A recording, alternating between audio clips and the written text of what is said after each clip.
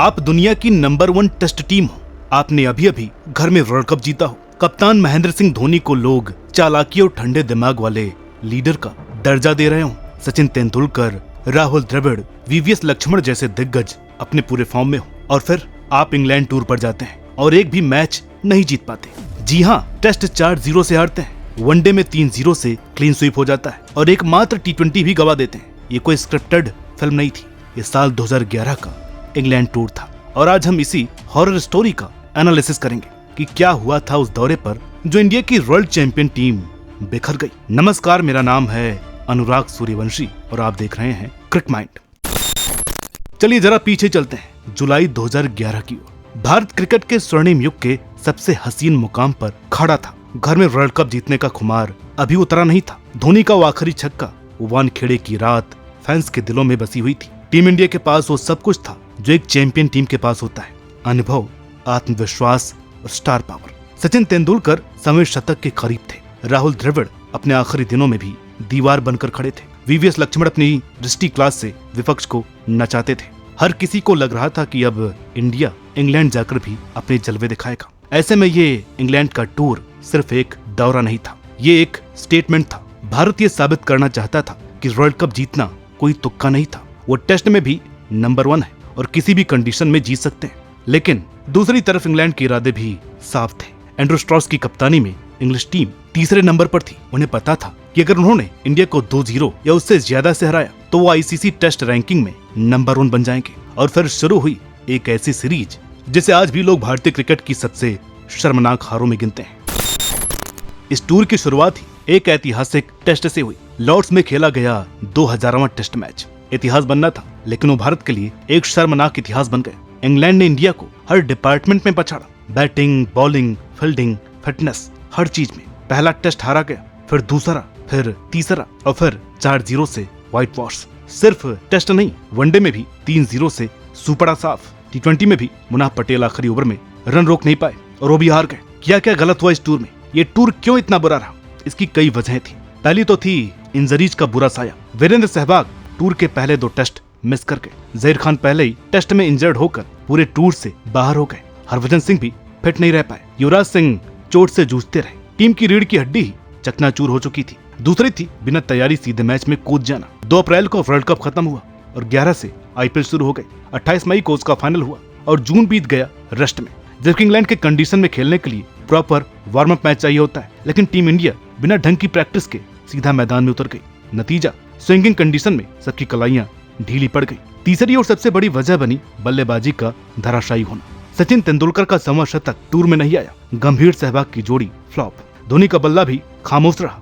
राहुल द्रविड़ अकेले लड़ते रहे। उन्होंने 3 सेंचुरी मारी, लेकिन कोई साथ नहीं था। इसके अलावा गेंदबाजी ने भी बहुत निराश किया, क्योंकि जहीर खान के चोटिल होते ही अनएक्सपीरियंस्ड इंडियन बॉलिंग एक्सपोज हो गई। प्रवीण कुमार ने हिम्मत जरूर दिखाई, लेकिन ईशांत शर्मा, मुनाफ पटेल जैसे बॉलर लाइन लेंथ, पेस और स्विंग में पीछे रह गए। सिलेक्शन कमेटी और टीम मैनेजमेंट ने ऐसी गलतियां कर दी कि जो पहले से बिखरी हुई टीम थी वो और भी बिखर गई। सहवाग और गंभीर दोनों चोटिल थे और फिर भी इंडिया ने कोई बैकअप ओपनर नहीं रखा। सबसे अजीब बात, जहीर खान की जगह किसी बॉलर को टाइम पर बुलाया ही नहीं गया। भाई, मॉडर्न डे क्रिकेट में फास्ट बॉलिंग के बिना टेस्ट जीतना तो खुदकुशी के बराबर है। ये चीज साफ साफ दिख रही थी। उस पर एक्शन लेने में इतना टाइम क्यों लगा? कहीं न कहीं टीम मैनेजमेंट की प्लानिंग में बहुत बड़ी चूक थी। इंग्लैंड की जबरदस्त प्लानिंग पूरी टेस्ट सीरीज में नजर आई। James Anderson, Stuart Broad, Tremlett की तिकड़ी ने स्विंग की पाठशाला खोल दी।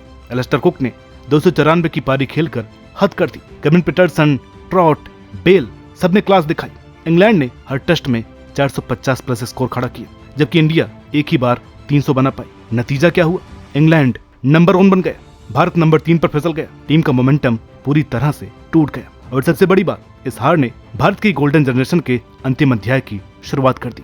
इसके साथ धोनी की कप्तानी सवालों के घेरे में थी। धोनी, जिनको अभी अभी भगवान जैसा मान लिया गया था, उनकी रणनीतियां अब सवालों के घेरे में थी। बॉलर कब बदलना है, फील्ड कैसे सेट करनी है, बैटिंग ऑर्डर कैसा हो, इन सब में कंफ्यूजन नजर आया। आइए इन पर थोड़ा गहराई से बातचीत करते हैं। सीरीज की शुरुआत हुई लॉर्ड से।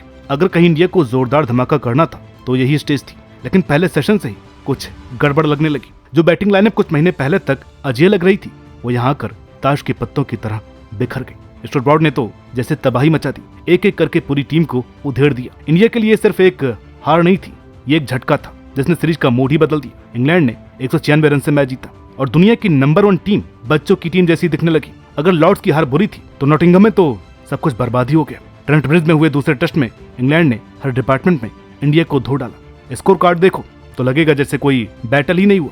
अभिनव Mukund golden duck, James Anderson की बॉल पर केविन पीटरसन ने कैच पकड़ा।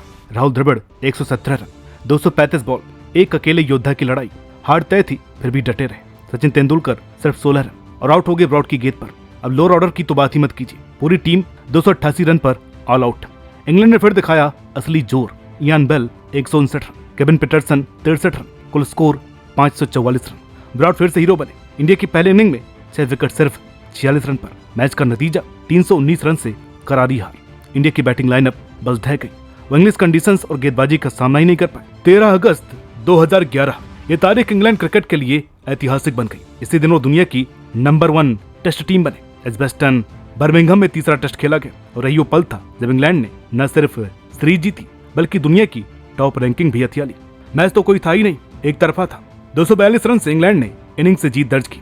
ब्रॉड ने फिर से तबाही मचाई। वीरेंद्र सहवाग को गोल्डन डक पर वापस भेजा और सचिन तेंदुलकर को सिर्फ 1 रन पर आउट कर दिया। अब मेंटल ब्रेकडाउन पूरा हो चुका था। इंडिया के दिग्गज बल्लेबाज ऐसे आउट हो रहे थे जैसे क्लब क्रिकेटर्स हो। MS धोनी जिन्होंने इंडिया को नई ऊंचाइयों पर पहुंचाया था, अब खुद देख रहे थे कि उनकी टीम कैसे बिखर रही है। जो कप्तान कभी अजीब लगता था वो अब लाचार लग रहा था।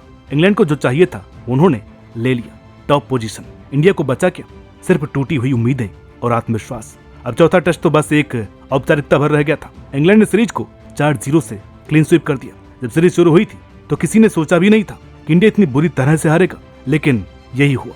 इंडिया ने सिर्फ एक सीरीज नहीं हारी, उन्होंने अपना चैंपियन होने का दावा, अपनी पहचान, सब कुछ खो दिया। यह हार सिर्फ आंकड़ों में नहीं लिखी गई, यह हार खिलाड़ियों के मन में दर्ज हो गई। एक ऐसा जख्म जो सालों तक याद रखा जाएगा। 2011 में इंग्लैंड के खिलाफ जो 4-0 की करारी हार हुई थी वो सिर्फ एक सीरीज नहीं थी, वो एक ऐसा झटका था जिसने पूरे भारतीय क्रिकेट की नींव हिला दी। ऐसा नहीं था कि बस मैच हार गए, यह हार एक आईना थी जिसने टीम इंडिया की तैयारी, फिटनेस और सिलेक्शन की कमजोरियों को नंगा कर दिया। अब सवाल ये नहीं था कि मैच क्यों हारे, सवाल ये था कितना बुरा कैसे हारे। सबसे पहला और बड़ा झटका, ICC टेस्ट रैंकिंग में नंबर 1 की कुर्सी हाथ से चली गई। एक समय था जब पूरी दुनिया इंडिया की टेस्ट टीम को सिर झुका करके सलाम करती थी, लेकिन उस हार के बाद वो रुतबा छिन गया। और ये सिर्फ नंबर नहीं था, ये देश की शान थी जो मिट्टी में मिल गई। हार के बाद जैसे ही कैमरे बंद हुए, तेज सवालों की बौछार शुरू हो गई। BCCI, सिलेक्शन कमेटी और टीम मैनेजमेंट सबके ऊपर उंगलियां उठी और सबसे ज्यादा गुस्सा इस बात पर था कि प्लेयर्स की फिटनेस को लेकर इतनी लापरवाही क्यों की गई।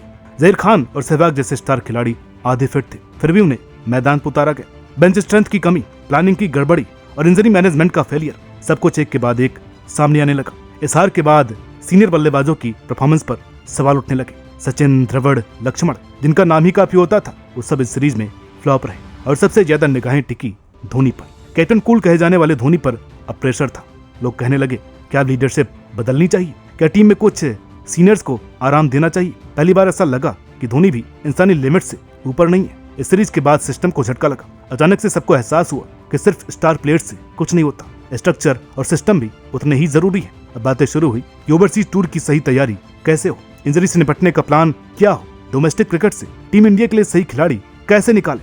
मतलब अब BCCI को मजबूरन सोचना पड़ा कि अगर टीम इंडिया को आगे बढ़ाना है तो सिर्फ जज्बातों से काम नहीं चलेगा, बैक एंड सुधारना पड़ेगा। अलग बात यह रही कि इस हार के बाद न किसी को तोड़वाया गया, न कोई हाई प्रोफेशनल सस्पेंशन हुआ, कोई बहुत बड़ा पॉलिसी चेंज भी नहीं हुआ जैसे बाद में कुछ और हारों के बाद हुआ करता था। और साल के आखिर के दिनों में हम ऑस्ट्रेलिया से भी क्लीन स्वीप हुए। 2011 का इंग्लैंड टूर शायद इंडियन क्रिकेट की सबसे काली रातों में से एक था। एक ऐसी सीरीज जो सिर्फ हार की कहानी नहीं थी, वो एक आईना थी जिसमें साफ दिखा कि खेल में किस्मत पल भर में कैसे बदल जाती है। जब थकान हावी हो, मन डगमगाया हो और हालात खिलाफ हो तो महान खिलाड़ी भी आम लगने लगते हैं। लेकिन शायद यही बात इस कहानी को खास बनाती है, क्योंकि ये कहानी सिर्फ बैट और बॉल की नहीं है, ये इंसान के फितरत की कहानी है और ये बताती है कि कैसे हार से जूझते हैं और कैसे जीत और बर्बादी के बीच एक बाल बराबर फासला होता है। वही टीम इंडिया जो अप्रैल 2011 में वर्ल्ड चैंपियन बनकर छाती तान के खड़ी थी, अगस्त में वही टीम इंग्लैंड में नतमस्तक थी। आज जब हम उस सीरीज को पीछे मुड़ करके देखते हैं तो समझ में आता है कि वो सिर्फ एक हार नहीं थी, वो एक मोड़ था क्रिकेट इतिहास में। वो सीरीज इंग्लैंड के लिए एक चोटी पर चढ़ने का मौका थी और इंडिया के लिए नींव हिलाने का एहसास। लेकिन सबसे बड़ी बात यह कि उस बर्बादी के बाद इंडिया ने खुद को सिर्फ जोड़ा नहीं बल्कि नई सोच नई रणनीति और नए जज्बे के साथ खड़ा भी किया। तो दोस्तों, ये थी इंग्लैंड टूर 2011 की कहानी। 2007 वाली कहानी आप नारद टीवी पर देख चुके और हमारे कई सारे दोस्तों ने 2011 टूर पर वीडियो लाने की बात कही थी। तो अगर वीडियो अच्छी लगी हो तो इसे लाइक कीजिएगा, शेयर कीजिएगा। चैनल पर नए हैं तो प्लीज इसे सब्सक्राइब करना मत भूलिएगा।